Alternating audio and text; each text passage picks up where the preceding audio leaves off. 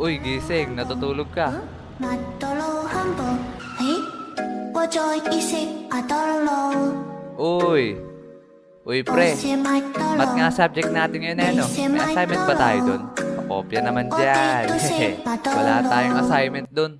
Guys, nandyan na si ma'am. Ay. Ay.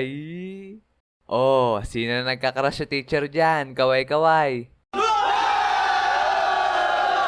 Wow. Okay, class, nakapag-ready na ba kayo ng sarili nyong isosolve na problem?